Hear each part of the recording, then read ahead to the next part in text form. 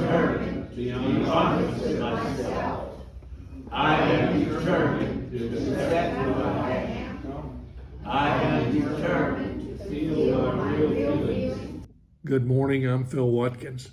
In 2001, I was one of 12 members of Travis Park who went to San Francisco on the empowerment journey hosted by Glide UMC.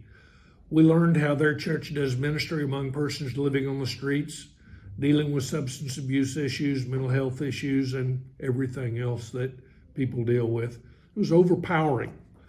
They had 85 programs, everything from after-school programs for children to drug counseling to housing.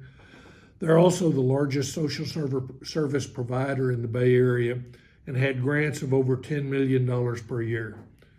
It dwarfed our imagination. On the flight back home, Taylor Boone, Bonnie Terry, Jerry Foster, and I decided the one ministry that we could start that didn't cost large dollars was a prayer and recovery circle on Wednesday evenings at 6 p.m. We met in the Narthex at the rear of the sanctuary. I would walk through Travis Park about 5:30, inviting people to come inside the church. When the weather was good, we'd meet in the park. We started out with 4 of us and 2 or 3 persons who were unhoused or living in shelters. After about a year, Jerry started bringing his small red igloo with sandwiches, chips, and drinks. After doing this for a while, the group began to grow larger than the Narthex could accommodate. We moved into the 3rd floor youth center with, 15 to 40 people per night. At our height before COVID, we had upwards of 100 people participating. Many people started at the rear of the group, but week by week, they would move closer into the circle of chairs. We start with introductions where a person says their name and how's their day been. We've heard it all from I was attacked today, I'm just out of jail or prison, I got a job, I lost a job, I found housing, I've been sober for 2 days, and everything in between. We pray for each other's needs, followed by the recovery circle. The recovery circle is a open mic time for people to talk about an issue that they're dealing with, prompted by our terms of faith and resistance. We believe with the premise that all of us have issues keeping us from being the best person that God calls us to be and created us to be. From my standpoint, the circle accomplishes several positive things. It levels the playing field between the housed and unhoused. We all have issues that we deal with.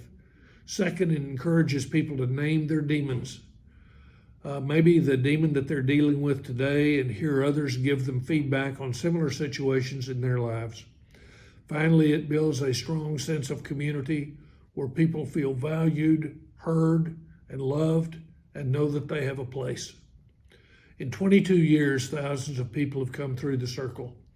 Many come weekly without fail. Others come occasionally, but all are welcomed, valued, heard, and loved. We dismiss with having a meal together. I have hundreds of stories, but I'll share just a couple. In about 2005, on a cold winter evening, we were meeting in the youth center. People were all bundled up against the cold outside. A young man came upstairs just after arriving on a Greyhound bus from Houston. He said his family had kicked him out of the house, put him on a San Antonio bus.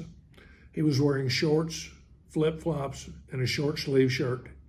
After introductions, he asked the group of strangers he had never met if anyone had an extra coat. 10 people, maybe more, dug into their plastic bags, came out with long pants, long sleeve shirts, jackets, socks, shoes. Made me want to cry. It happened because each of them had been where that young man was, outside with nothing and no one to turn to. After years of living on the streets or shelters, many get housing and still keep coming back because of the community built up around the circle. 3 weeks ago, a young man came into the Labyrinth room. He looked slightly familiar to me, but after 10,000 or more faces over the years, I didn't remember each one's name.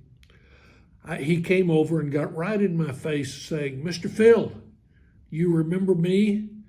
Then he said his name. I instantly recalled him and 2 little boys that he had with him. They were each about 3 or 4 years old. I said, "Lee, it's been about 10 years since I've seen you." No, Mr. Phil, he said, it's almost 20 years. My 2 boys are grown, have children, and now I'm a grandfather. Lots of stories of reconnection. I'm the luckiest person in San Antonio for being able to experience this love, fellowship, community, and be invited other people's lives these past 22 years. I wouldn't trade the experience for anything. Thank you.